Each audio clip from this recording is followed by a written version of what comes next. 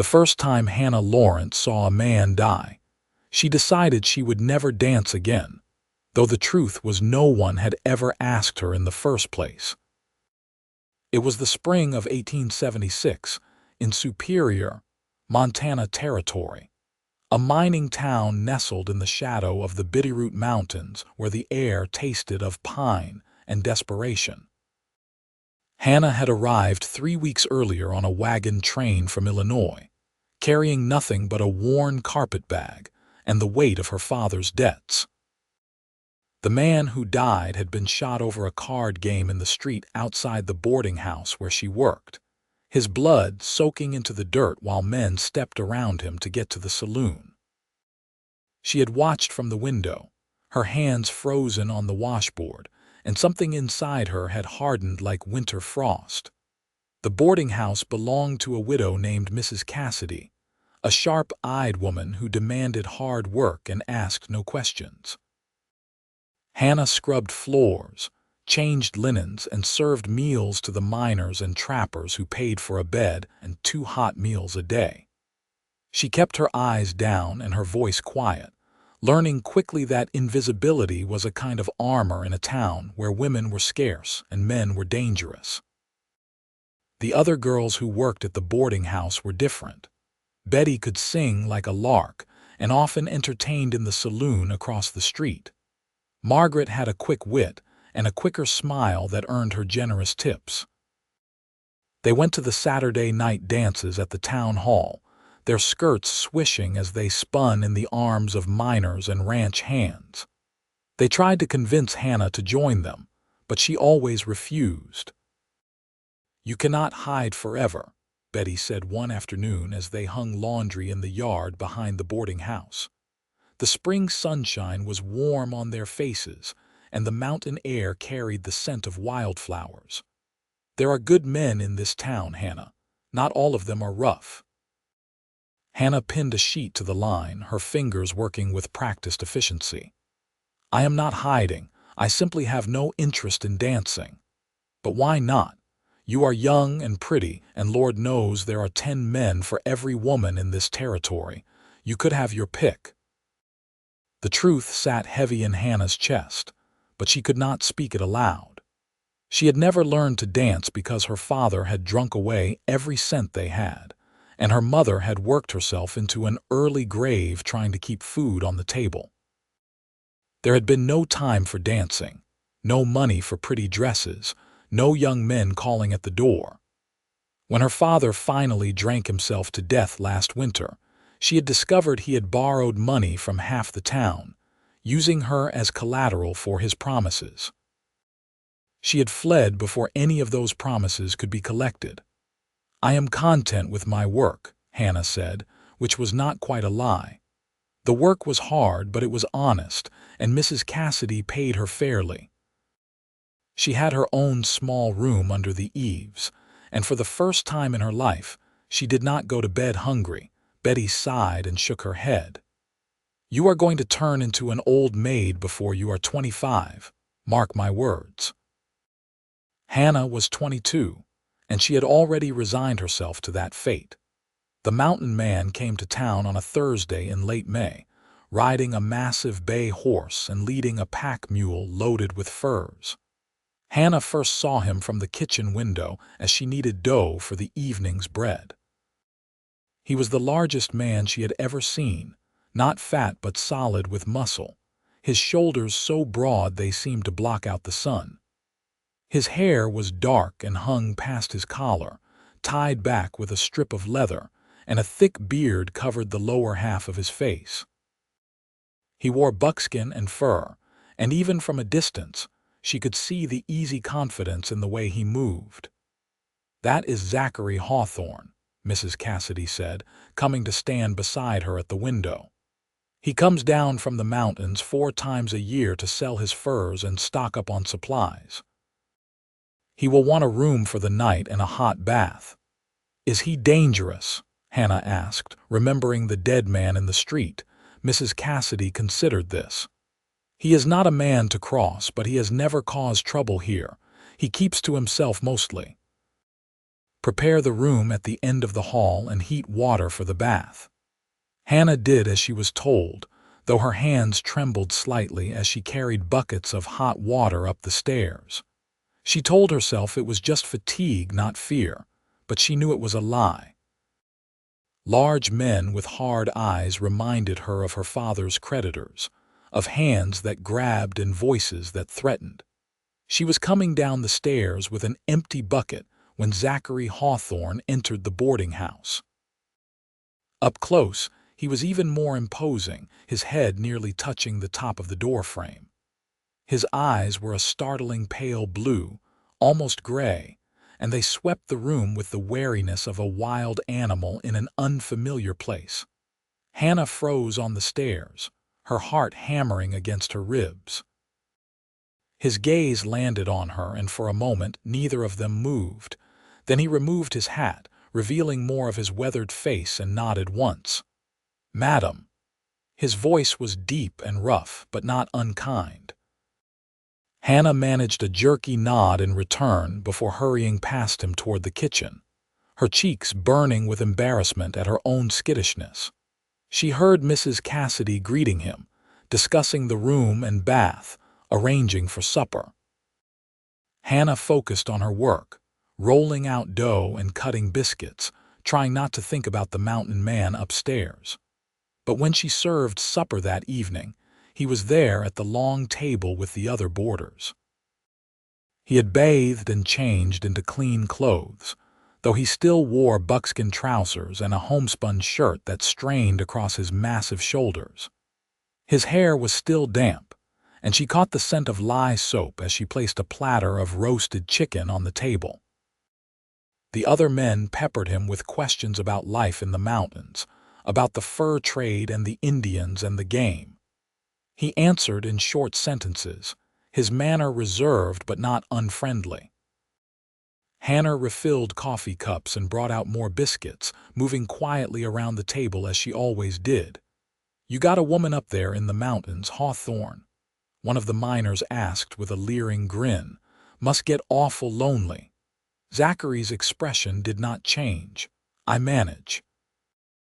"Ought to find yourself a wife before someone else snaps up all the pretty ones," another man said, laughing. "Though I suppose there are not many women who would want to live up in the wilderness." "I suppose not," Zachary agreed, and his tone suggested the conversation was over. Hannah felt his eyes on her as she worked, though when she glanced his way, he was always looking elsewhere. She told herself she was imagining it, that there was no reason a man like him would pay her any attention. After supper, the men dispersed to the saloon or the card games that sprung up in the parlor. Hannah cleared the table and washed dishes, her hands red from the hot water. Through the window, she could see the sun setting behind the mountains, painting the sky in shades of gold and crimson. She was drying the last plate when she heard music drifting from the town hall down the street. It was Thursday, which meant there was no official dance, but sometimes the young people gathered anyway, especially when the weather was fine. She could hear the fiddle and the stomp of feet, the laughter and shouts. "You should go," Mrs. Cassidy said from the doorway. "Your work is done for the day."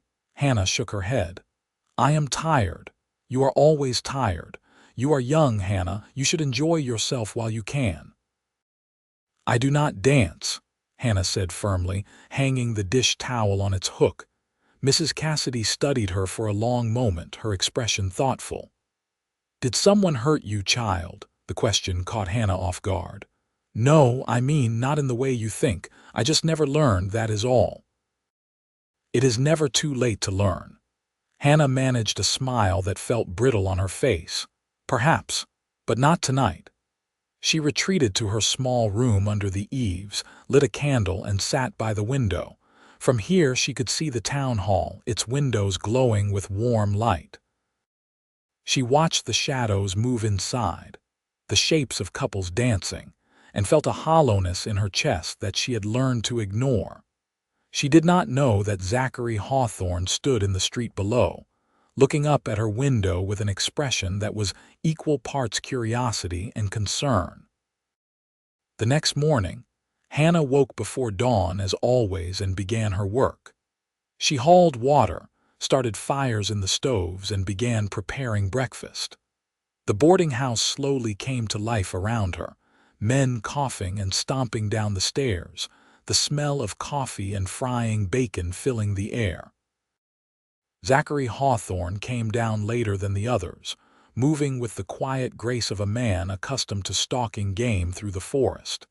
He sat at the table and accepted the plate Hannah offered him with a quiet thank you that made her pause. Most of the men barely acknowledged her existence. "Mrs.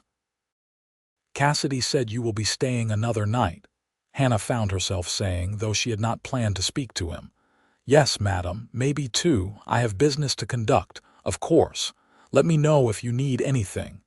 She turned to go, but his voice stopped her. "What is your name?" Hannah looked back at him, surprised. "Hannah Laurent, Miss Laurent." He said it carefully, as though testing the shape of her name. "Thank you for your hospitality." She nodded and fled to the kitchen, her heart doing strange things in her chest. Over the next 2 days, she became increasingly aware of Zachary's presence. He was not loud or demanding like the other men. He moved quietly and spoke little, but there was a solidity to him, a sense of controlled strength that made her feel oddly safe rather than threatened. She caught him watching her sometimes, but his gaze was not leering or possessive. It was simply attentive, as though he was trying to understand something. On Saturday evening, there was a proper dance at the town hall. Betty and Margaret spent hours getting ready, curling their hair and pressing their best dresses. They begged Hannah to come, but she refused as always. "Suit yourself," Betty said with a shrug, "but you are missing all the fun." Hannah watched them go, their laughter floating back through the open door. She finished her evening chores and was sweeping the front porch when Zachary emerged from the boarding house. He had changed into clean clothes again, and his hair was neatly tied back. "Evening, Miss Laurent," he said. "Good evening, Mr. Hawthorne. Are you going to the dance?" He shook his head. "Not my sort of thing. I thought I might take a walk instead. It is a fine night." It was a fine night. The air was cool and clean, and the stars were beginning to emerge in the darkening sky. Hannah felt a sudden, fierce longing to walk under those stars, to feel the mountain breeze on her face without the weight of work pressing down on her shoulders. "That sounds nice," she said quietly. Zachary tilted his head slightly, studying her. "Would you care to join me?" The question hung in the air between them. Hannah's first instinct was to refuse, to retreat to the safety of her small room and her carefully constructed walls. But something in his expression stopped her. He was not demanding or expecting. He was simply offering. "I suppose a short walk would be all right," she heard herself say. A smile tugged at the corner of his mouth, barely visible beneath his beard. "I will try not to take up too much of your time." They walked in silence at first, heading away from the noise of the town toward a path that led up into the foothills. The music from the dance faded behind them, replaced by the sound of wind in the pines and the distant call of an owl. "How long have you been in Superior?" Zachary asked after a while. "About a month. I came from Illinois." "That is a long journey. Do you have family here?" "No, I have no family anywhere anymore." The words came out more bitter than she intended. If Zachary noticed, he did not comment on it. "What brought you to Montana Territory?" "I needed a fresh start." She glanced at him, expecting to see curiosity or prying in his expression, but there was only patient interest. "My father passed away and left considerable debts. I thought it best to make a new beginning somewhere far from home." "I am sorry for your loss. Do not be." "He was not a good man." Zachary nodded as though this made perfect sense to him. They walked a bit further, and Hannah found herself relaxing despite her usual wariness. There was something about the mountain man's presence that felt steady, like the mountains themselves. "What about you?" she asked. "How long have you lived in the mountains?" "8 years. I came west after the war. I was looking for something different from the life I had known." "Do you ever get lonely?" He considered this. "Sometimes, but there is a peace in the mountains that I never found among people." The silence is honest. Hannah understood that more than she cared to admit. They had reached a small clearing that offered a view of the valley below. Superior was a scattering of lights in the darkness, and beyond it, the mountains rose like ancient guardians. "It is beautiful," Hannah said softly. "It is," Zachary agreed, but when she glanced at him, he was looking at her rather than the view her breath caught, and for a moment she felt exposed in a way that had nothing to do with danger. She wrapped her arms around herself, suddenly uncertain. "We should head back," she said. "It is getting late, of course." They walked back to the boarding house in comfortable silence. At the front door, Zachary paused and turned to her. "Thank you for the walk, Miss Laurent. I enjoyed your company." "Thank you for inviting me," Hannah said, and she meant it. "Would you care to walk again tomorrow evening?" The question surprised her. "Why?" Zachary's expression was serious. "Because I would like to know you better." "Because you seem like someone who spends too much time working and not enough time enjoying the world around you. Because I think you might enjoy it too." Hannah's heart was doing that strange, fluttering thing again. "I might," she admitted carefully. "Then I will ask you again tomorrow." "You can decide then." He tipped his hat to her and disappeared into the boarding house, leaving her standing on the porch with her thoughts in turmoil. True to his word, Zachary asked her to walk with him the next evening, and the evening after that. Hannah found herself saying yes each time, drawn by the quiet strength of his presence and the way he listened when she spoke. They walked through the foothills, sometimes talking, sometimes just enjoying the silence. He told her about life in the mountains, about tracking game and surviving the brutal winters. She told him about her childhood, carefully editing out the worst parts, but somehow he seemed to understand what she was not saying. On the fourth evening, they encountered a group of young people heading to the town hall for another dance. Betty waved enthusiastically when she saw Hannah. "Finally coming to dance," she called out. "No, just walking," Hannah replied. "You should come. The fiddler is particularly good tonight." Hannah shook her head and kept walking, but she felt Zachary's gaze on her. "You do not care for dancing?" he asked once they were alone again. "I never learned," Hannah admitted. "My family could not afford such luxuries, and by the time I was old enough to teach myself, it seemed pointless. No one ever asked me anyway." Zachary was quiet for a long moment. They had reached their usual clearing, and the music from the town hall drifted up through the valley, faint but clear. "Would you like to learn?" he asked. Hannah laughed, but it came out shaky. "Here, now, why not? There is music and there is space." He held out his hand, his expression gentle. "I am no expert, but I know the basic steps. I could show you if you would like." Hannah stared at his outstretched hand. It was large and calloused, scarred from years of hard living, but steady. She thought about all the times she had watched other girls dance, all the times she had told herself it did not matter, that she did not care.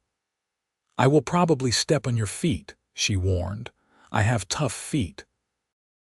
She placed her hand in his, and the warmth of his palm against hers sent a shiver up her arm. Zachary drew her closer, his other hand settling carefully at her waist.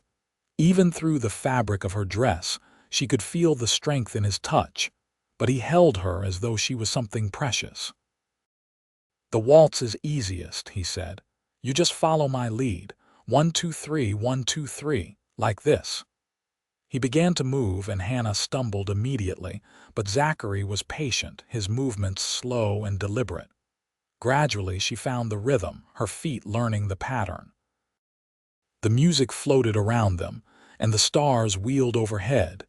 And for the first time in her life, Hannah Laurent was dancing. She looked up at Zachary and found him watching her with an expression that made her chest tight. There was something in his eyes, something warm and wondering that she had never seen directed at her before.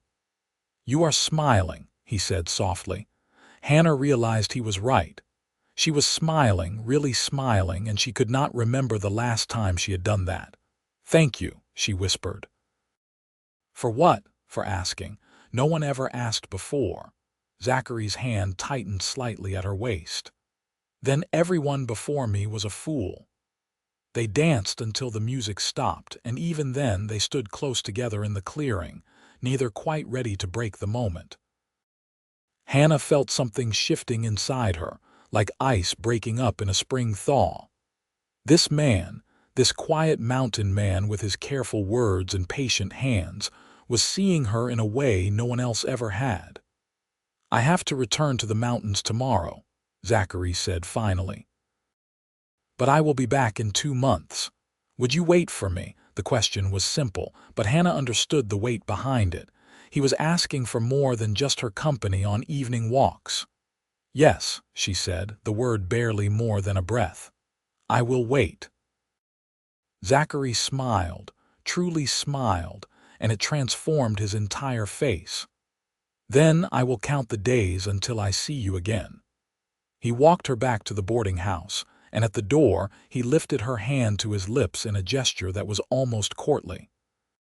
Hannah felt the brush of his beard against her skin and shivered. "Good night, Hannah," he said, using her first name for the first time. "Good night, Zachary." She watched him walk away into the darkness, her heart full of something she was afraid to name. The next morning, Zachary left before dawn. Hannah woke to find a small package outside her door, wrapped in brown paper and tied with string. Inside was a hair comb carved from bone, delicate and beautiful, decorated with tiny flowers. There was no note, but she did not need one. She wore the comb every day, tucking it into her hair as she worked. Betty and Margaret noticed immediately and teased her mercilessly, but Hannah did not mind. She had a secret now, a bright spot of hope in the routine of her days. The weeks passed slowly. Summer settled over Superior, bringing hot days and cool nights. Hannah worked and saved her money and thought about Zachary up in the mountains. She wondered what he was doing, if he thought about her, if he would truly return. She went to the dances now, though she still did not dance with anyone else. She would stand at the edge of the hall, watching the couples spin past, and remember the night under the stars when Zachary had held her in his arms. "You are going to wear a hole in the floor with your pacing, Mrs.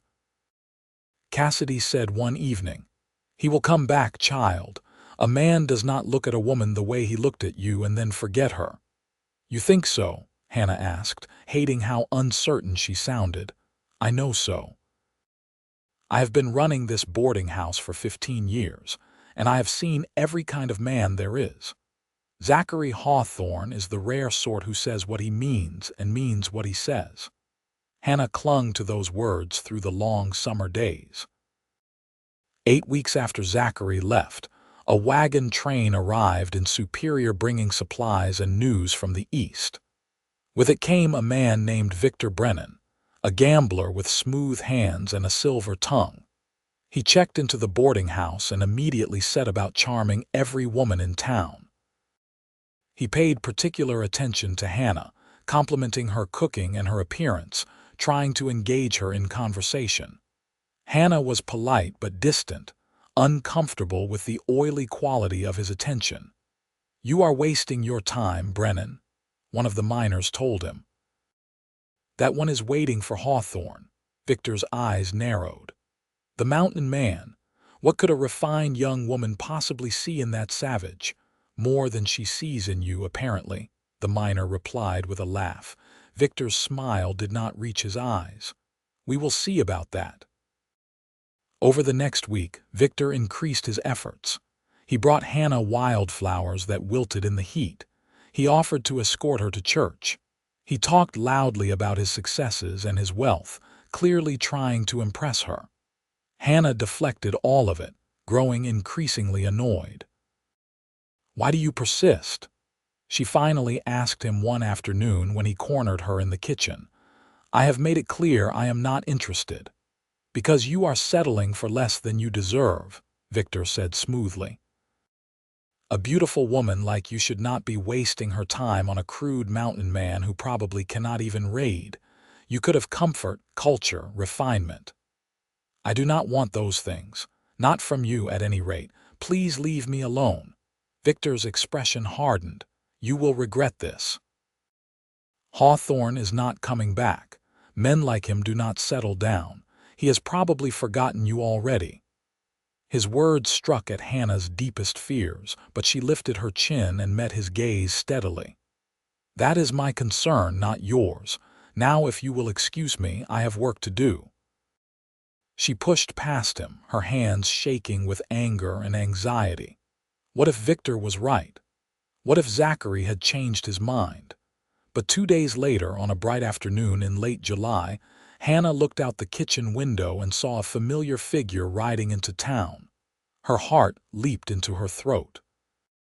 Zachary had come back. She abandoned her work and ran outside, propriety forgotten. Zachary dismounted and turned just in time to catch her as she threw herself into his arms.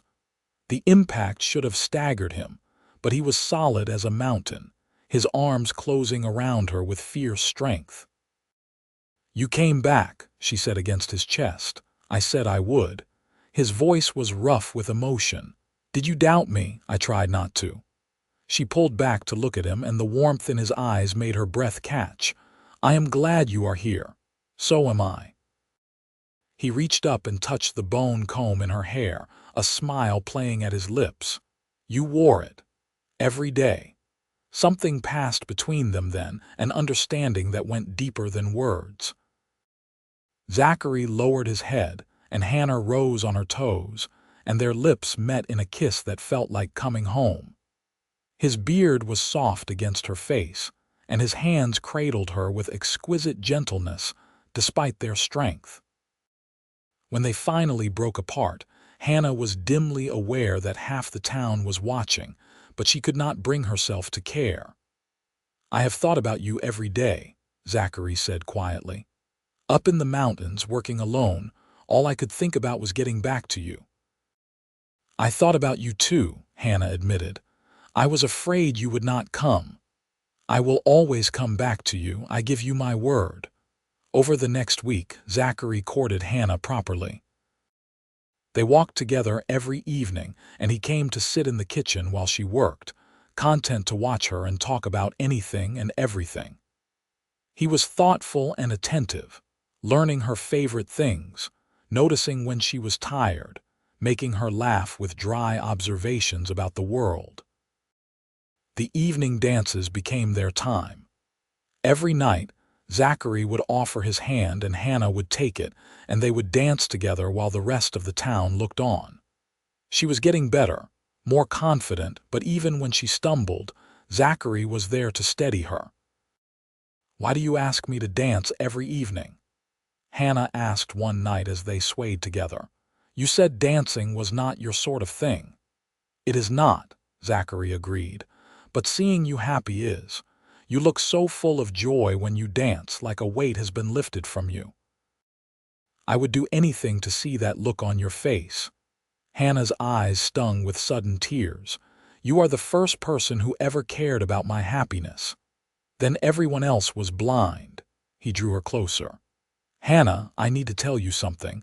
I am not a man of pretty words or grand gestures. I live a hard life in the mountains, but I have fallen in love with you, completely and utterly. You have become the reason I come down from those peaks. The thought of you keeps me warm through the winter. I would like to marry you if you will have me." Hannah's heart felt too large for her chest. "You want to marry me? More than I have ever wanted anything. I know I cannot offer you an easy life. The winters are brutal, and you would be far from town and people. But I would build you the best cabin I could, and I would work every day to make you happy, and I would love you with everything I have. That much I can promise you." Hannah thought about her life before Superior, the loneliness and fear and endless gray days. Then she thought about the past months, the way Zachary looked at her, the careful tenderness of his hands, the patience in his teaching her to dance. She thought about having someone who chose her, who saw her, who wanted to spend his life making her happy. "Yes," she said, the word breaking free like a bird from a cage. "Yes, I will marry you." Zachary's smile was brilliant. He spun her around in a circle, lifting her off her feet, and Hannah laughed with pure joy. When he set her down, he kissed her thoroughly, and the other dancers applauded and whistled. "When?" Hannah asked when she could breathe again. "When should we marry?" "As soon as possible. I need to head back to the mountains in a week to prepare for winter, and I want you with me." "Is that too soon?" "No," Hannah said firmly. "Not too soon at all." They were married 3 days later in a simple ceremony at the church. Hannah wore her best dress, the blue one she had been saving, and wildflowers in her hair along with Zachary's bone comb. Mrs. Cassidy cried and gave her a beautiful quilt as a wedding present. Betty and Margaret stood as witnesses, both of them misty-eyed. Victor Brennan watched from the back of the church, his expression sour, but Hannah barely noticed him. Her attention was entirely focused on Zachary, who stood beside her looking both fierce and gentle in clean buckskin and a new shirt. When the minister pronounced them husband and wife, Zachary kissed her with a reverence that made her feel cherished beyond measure. They spent their wedding night at the boarding house in Zachary's room, and he loved her with the same careful tenderness he showed in everything else. Afterward, Hannah lay in his arms feeling safe for the first time in her memory. "Are you frightened?" Zachary asked, stroking her hair. About leaving town and coming into the mountains, Hannah considered this. "A little," she admitted, "but I am more excited than frightened. I trust you. I will not let you down, I swear it." They left Superior the next morning, heading up into the high country. Zachary led the way on his bay horse with Hannah riding behind him, her arms wrapped around his solid waist. The pack mule followed, laden with supplies and Hannah's few possessions. The journey took 2 days. They followed narrow trails that climbed steadily upward, passing through forests of pine and spruce, crossing crystal-clear streams, riding through meadows carpeted with wildflowers. Hannah had never seen anything so beautiful. The air was clean and sharp, and the silence was profound. Zachary's cabin sat in a small valley surrounded by towering peaks. It was larger than Hannah expected, built from logs chinked tight against the weather. A stream ran nearby, and there was a small meadow for the horses. "I built it 5 years ago," Zachary said as he helped her dismount. "I have been adding to it since then. It is not fancy, but it is sturdy." Inside, the cabin was surprisingly comfortable. There was a large fireplace for heat and cooking, a real bed with a thick mattress, sturdy furniture that Zachary had clearly built himself, and windows with real glass panes. Shelves lined the walls, and Hannah was surprised to see books among the various supplies and tools. "You read," she said, touching the spines of the volumes. "I do. Winter nights are long. Did that gambler tell you I was illiterate?" Hannah flushed. "He may have implied it." Zachary shook his head with amusement. "I went to school through the 8th grade before the war. I am no scholar, but I can read and write well enough." Over the following weeks, Hannah settled into her new life. Zachary taught her how to fish and hunt, how to read the weather and the signs of animals, how to preserve meat and tan hides. She learned to bake bread in the Dutch oven and cook over the open fire. She discovered muscles she never knew she had and built strength she never thought possible. But more than that, she discovered happiness. Real, bone-deep contentment. Zachary was everything she had hoped he would be. He was patient with her mistakes, proud of her successes, and tender beyond measure. He worked hard every day, but he always made time for her. In the evenings, they would sit by the fire and talk or read together.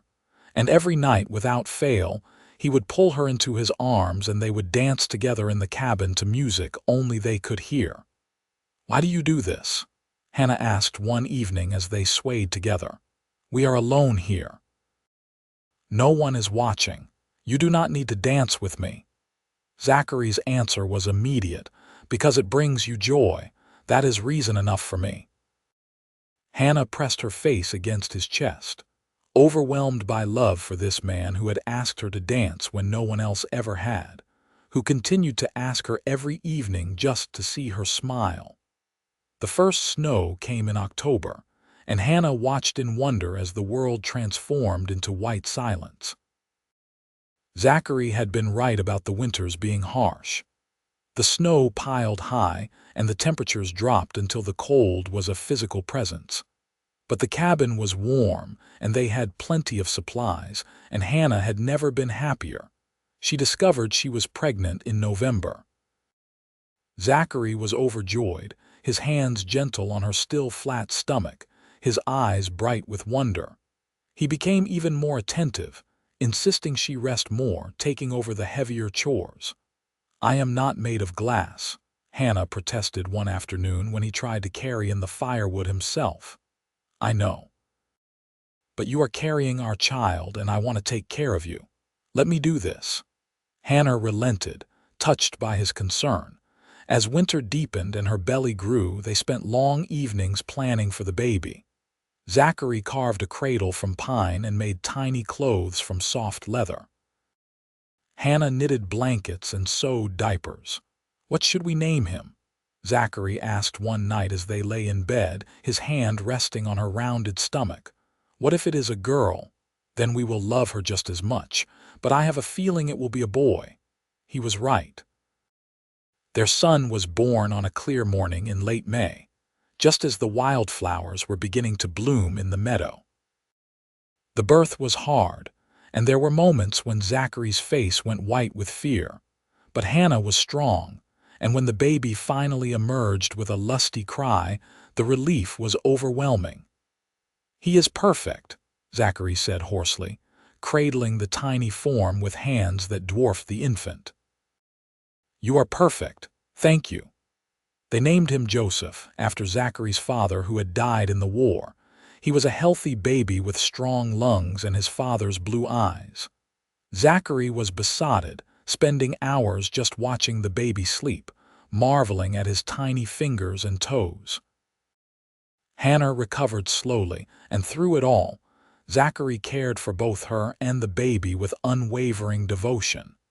He learned to change diapers and soothe Joseph's cries. He would pace the cabin at night, singing rough lullabies in his deep voice when the baby was fussy. One evening, when Joseph was about 2 months old, Zachary came in from checking the trap lines to find Hannah dancing alone in the cabin, the baby sleeping peacefully in his cradle. She was humming softly, her body swaying to an unheard rhythm, her face peaceful. "What are you doing?" he asked, smiling. Hannah turned to him, not embarrassed to be caught. "Dancing. I was thinking about the first night you asked me to dance, how magical it felt. I wanted to remember that feeling." Zachary set down his gear and crossed to her. "May I? You never have to ask." "But I love that you always do." He drew her into his arms and they danced together in the firelight while their son slept. It was a perfect moment, complete and whole, and Hannah felt a wave of gratitude so powerful it brought tears to her eyes. "What is wrong?" Zachary asked, concern immediate in his voice. "Nothing is wrong. Everything is so right it frightens me sometimes. I keep waiting for something to go wrong, for this happiness to be taken away." Zachary stopped dancing and cupped her face in his hands.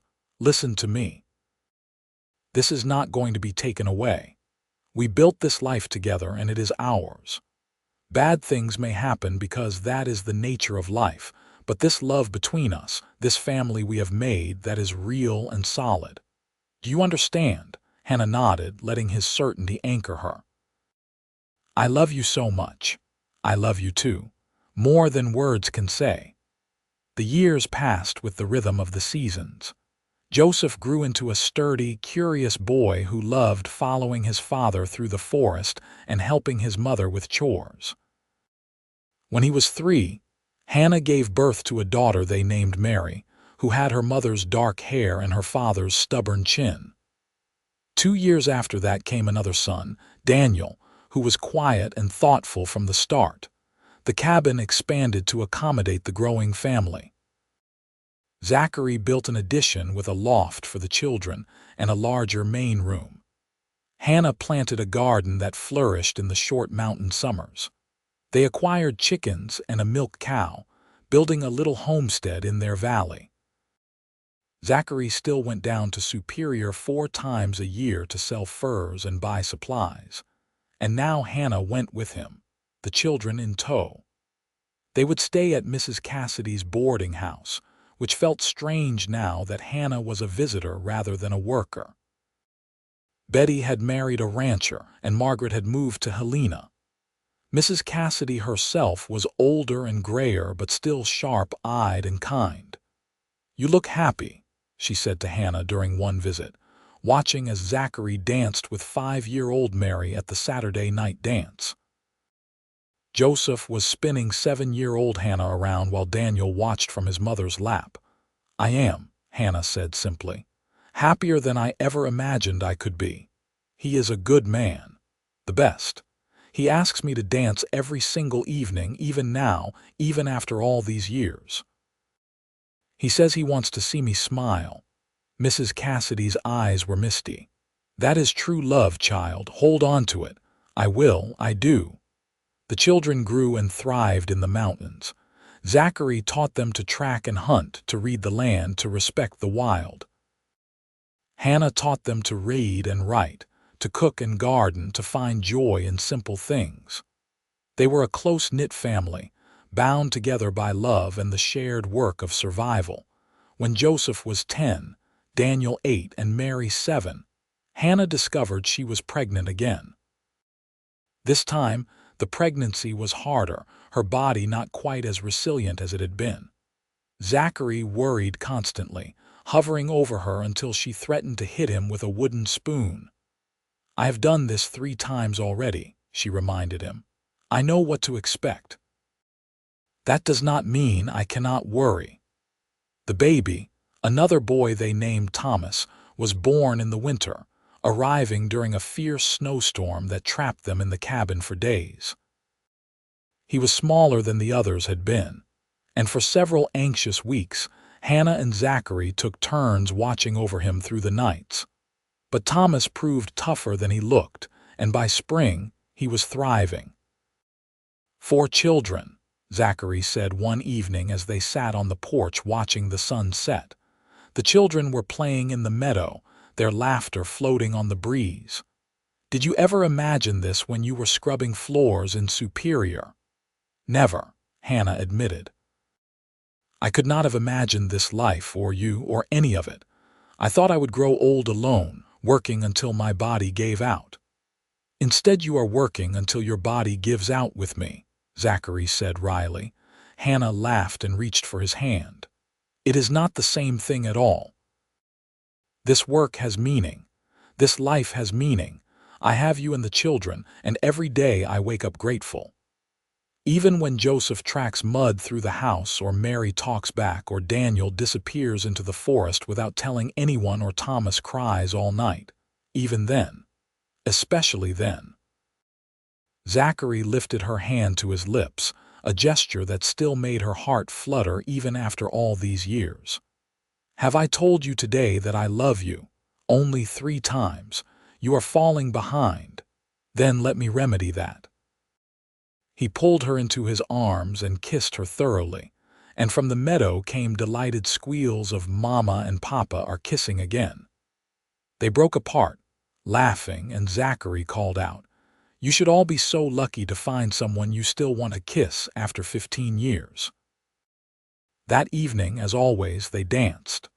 The children joined in, all 6 of them moving together in the cabin, stepping on each other's toes and laughing.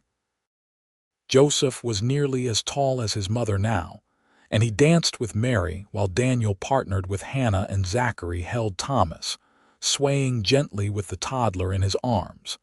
This was the life Hannah had never dared to dream of.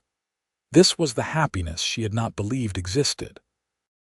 All because one mountain man had seen her and asked her to dance, and kept asking, night after night, just to see the joy on her face. The years continued their steady march. The children grew older and more independent. Joseph, at 15, was already as tall as his father, and showing signs of the same massive build. He wanted to be a mountain man like Zachary, and spent every moment he could learning the trade.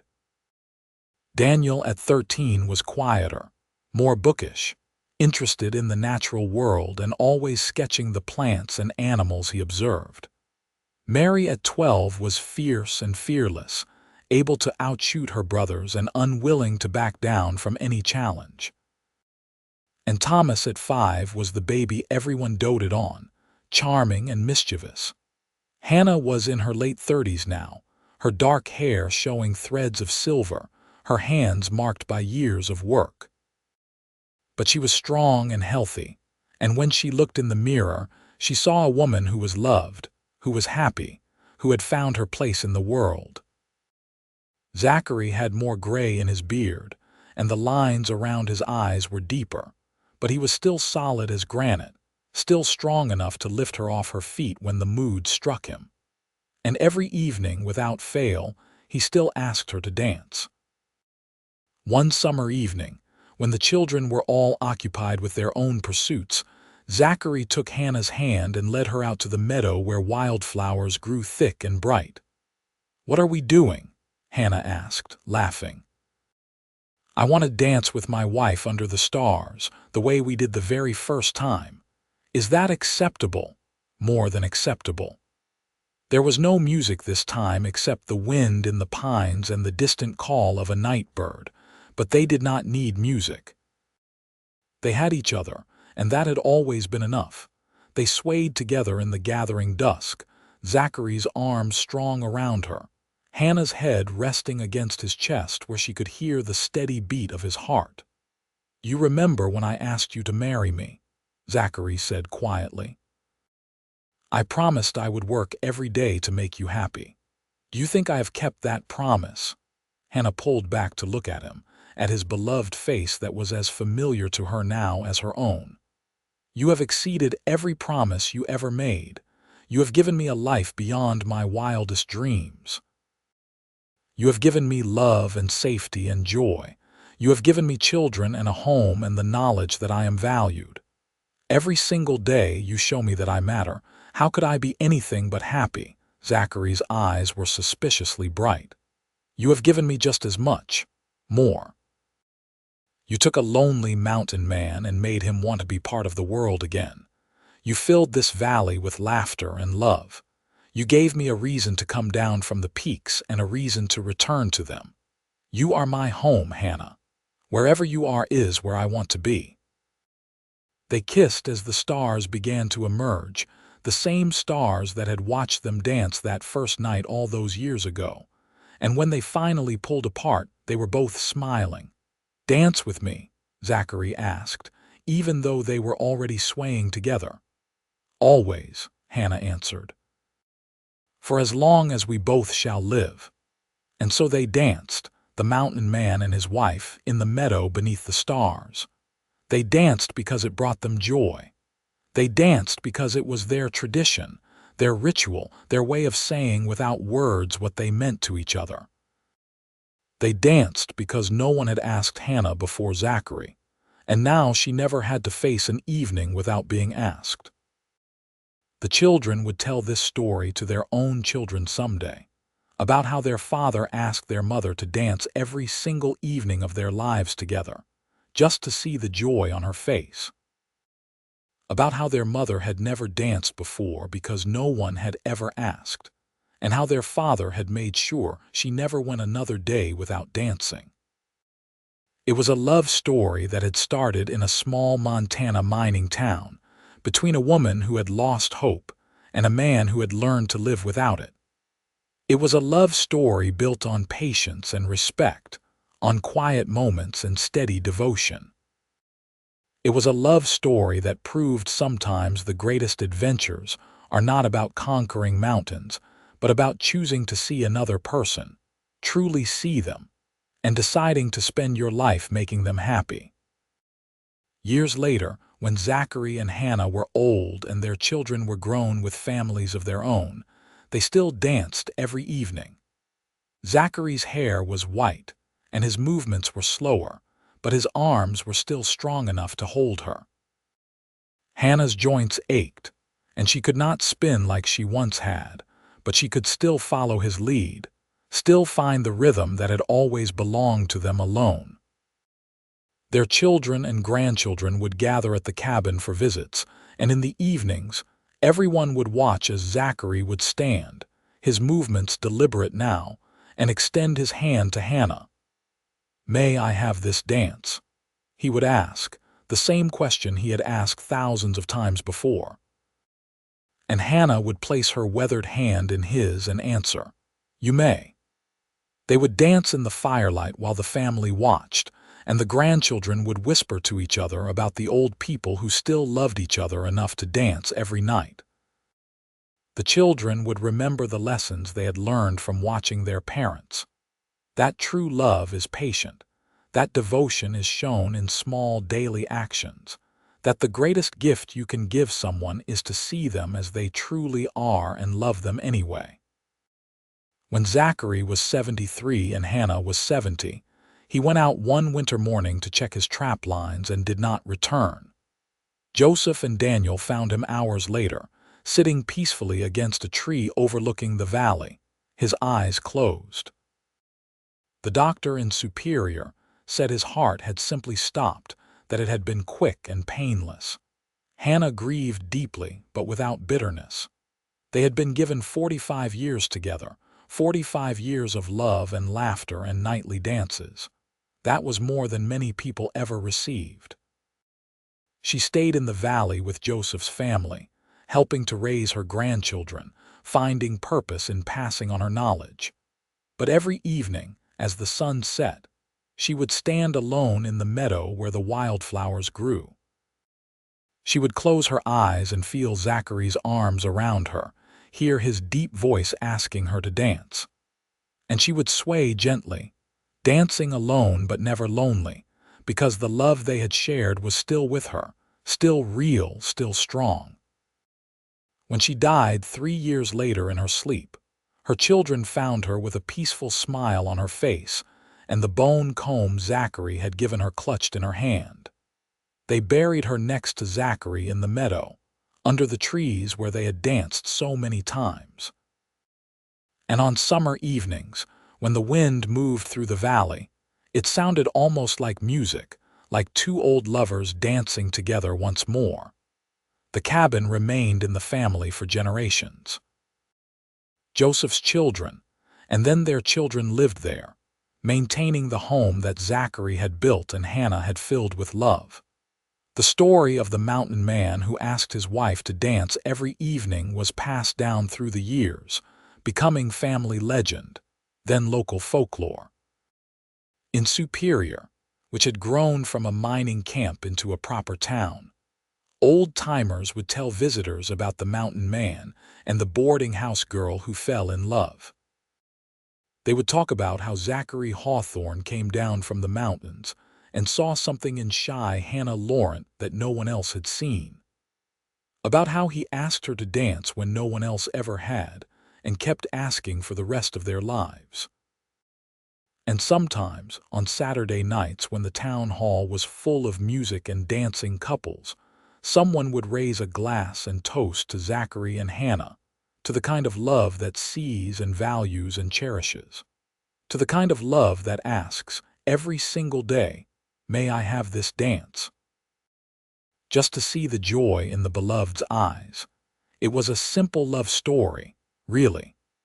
No grand gestures or dramatic rescues, Just a man who noticed a lonely woman and decided to make her happiness his life's work. Just a woman who learned to trust again and allowed herself to be loved. Just two people who danced together every evening in a small cabin in the Montana mountains, choosing each other again and again until their last days. But sometimes the simplest stories are the most powerful. Sometimes the quiet acts of devotion matter more than the loudest declarations. Sometimes asking someone to dance, night after night, year after year, is the most profound expression of love there is. And in a valley high in the Bitterroot Mountains, where wildflowers still bloom every summer and the wind still whispers through the pines, the love story of Zachary and Hannah continues. Not in words or monuments, but in the way their descendants love each other. In the way husbands ask wives to dance. In the way parents teach children that the greatest gift is to truly see another person and honor what you find there. She had never danced because no one ever asked. He asked her every evening just to see her joy. And together, they built a life that echoed with music long after the dancing stopped. This was their story. A love story from the Wild West, from a time when life was hard and survival uncertain, but when love, true love, was just as powerful as it has ever been. When two people could find each other against all odds and create something beautiful and lasting. When a simple question, "May I have this dance?" could change everything. And so the story ends as all good love stories should, with the promise that love, real love, never truly ends. It continues in the lives touched by it, in the lessons learned from it, in the memories cherished because of it. Zachary and Hannah's dance was finished, but their love remained as permanent as the mountains, as eternal as the stars they danced beneath. In the end, that is what matters. Not the hardships faced or the obstacles overcome, but the love shared and the joy found. Not the grand gestures, but the daily choices. Not the promises made, but the promises kept. May I have this dance? Yes, always yes, for as long as we both shall live and beyond. This is the story of the mountain man and the woman who had never danced. This is their legacy. This is their love.